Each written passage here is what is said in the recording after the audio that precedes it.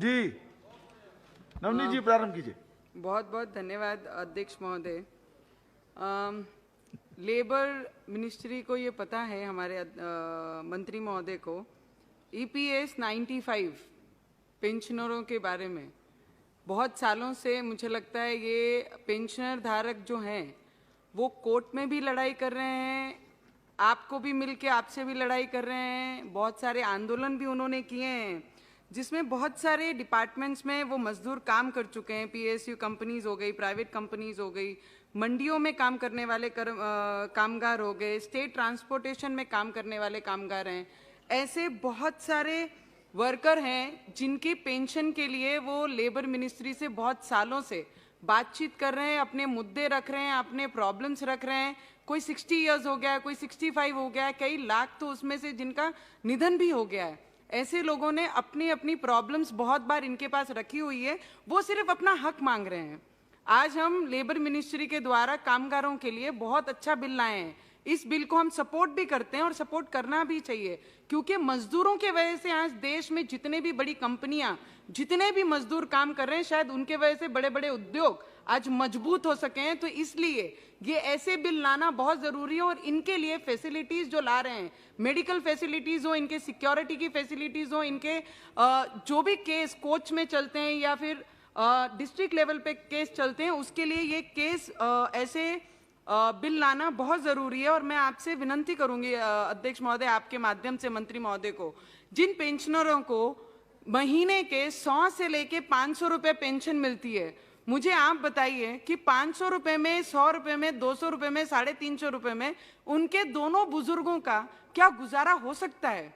और बल्कि जहां पर सरकार के पास इनके ही पैसे दिए हुए EPS 95 के खाते में 5 लाख करोड़ फंड आज तक जमा है, और उसके बावजूद इन वर्करों को मिनिमम ऑफ पेंशन ये मांग रहे हैं, जहां पर हम उन्हें दे नहीं पा रहे हैं। बहुत सारी मीटिंग से हो गई हैं, कई कोर्ट में उनके बाजू में निर्णय लगा है, कई एक आधी जगह उनके विरोध में निर्णय लगा। तो मैं मंत्री महोदय से विनती करूंगी कि ऐसे गरीब मजदूर जो सिर्फ अपना हक मांग रहे हैं, वो 7 से 8 हजार अपना पेंशन महीने का मांग रहे हैं, बल्कि आपके पास उनके 5 लाख करोड़ फंड जमा है, उसमें से वो अपना अधिकार मांग रहे हैं। तो मेरी आपसे विनती रहेगी कि उनको उनका अधिकार दिया जाए और उनके आने वाले भविष्य, जो थोड़े दिन कुछ साल बाकी हैं, ऐसे सीनियर सिटीजन के लिए कुछ दया हमारे से होनी चाहिए। मैं आपसे ये विनती करूंगी।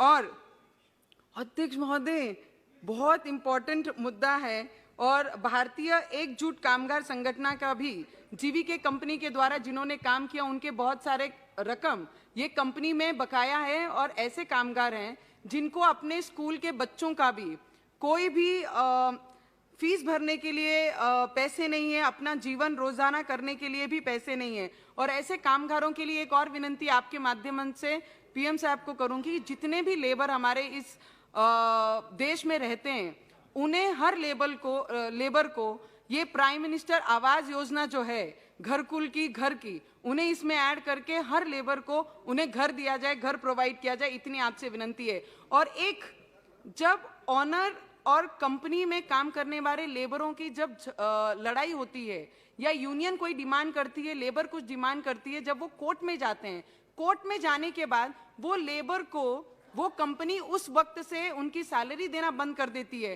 पर मैं आपसे एक विनती करूंगी, इसमें एक कुछ एडिशन करके, कि जब अगर कोई भी व्यक्ति या कंपनी का मालिक या मजदूर अगर कोर्ट में जाता है, तो उनकी सैलरी, उनकी पगार वो मजदूर की बंद नहीं किया जाए, इसमें जरूर विचार करना चाहिए, क्योंकि आने वाला भविष्य पे उनकी बहुत सारी चीजें निर्भर हैं।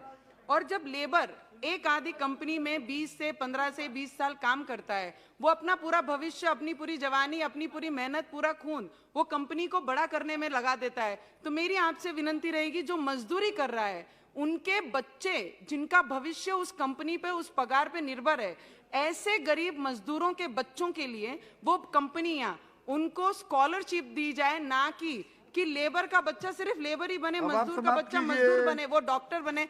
आखिरी में 1 मिनट सर, सिर्फ 1 मिनट, उन मजदूरों के बच्चों के भविष्य के लिए भी हम कुछ बात कर पाए। और जब सब कॉन्ट्रैक्ट होता है सर, मैं आपके लिए, शायद ये बिल में ना ऐड हुआ हो, पर मैं आपसे एक रिक्वेस्ट करना चाहूंगी, जब सब कॉन्ट्रैक्टर मजदूरों को अपने तरफ से कंपनियों में लगाता है या कोई भी गवर्नमेंट में इसमें लगाता है कॉन्ट्रैक्ट बेस पे, तो उसमें से अगर 500 रुपया किसी के ऑन पेपर्स अगर रिकॉर्ड में 500 रुपीज पर डे है या 350 रुपया है, उसे वो पहले ही लिखवा के ले लेता है कि हम इतना आपको देंगे और आपने इसमें लिख के देना, आपको इतनी सैलरी जो लिखी हुई है ऑन पेपर वो आपको दे रहे हैं। तो ऐसे सब कॉन्ट्रैक्टर के जितने भी केस ये लोकल लेवल पे चलते हैं, कामगार कमिश्नर के यहाँ पे चलते हैं, तो उन्हें 5 साल 4 साल लगते हैं।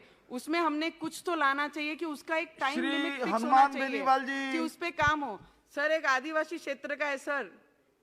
अध्यक्ष महोदय जी, सभापति महोदय, अध्यक्ष महोदय जी, आखिरी सभापति 30 महोदय। बहुत सेकंड, समय हो गया है, आखिरी का 30 दो सेकंड, वाक्य बोलिए आखिर के प्लीज, आखिरी का 30 सेकंड है। डोंट इलोबरेट, सीधे वाक्य बोलिए ये बस। हमारे आदिवासी क्षेत्र से बिलोंग करता है, जहाँ पे प्लांटिंग और गार्डनिंग का जो बिल हम लाए हैं, वहां पर मैक्सिमम जो हमारे आदिवासी क्षेत्र में रहते हैं वहां पे पूरा फॉरेस्ट डेन एरिया है, वहां पर आदिवासी फॉरेस्ट के अंडर में काम करते हैं। उनकी सिक्योरिटी के लिए, उनके मेडिकल के लिए, उनके फैसिलिटी के लिए जो आपने ये बिल लाया है उसका हम सपोर्ट करते हैं, पर उसके साथ आपके माध्यम से जो कामगार वहां से लेके एमपी में श्री जाने हनुमान के लिए बेनीवाल वहां जी से प्रारंभ कीजिए।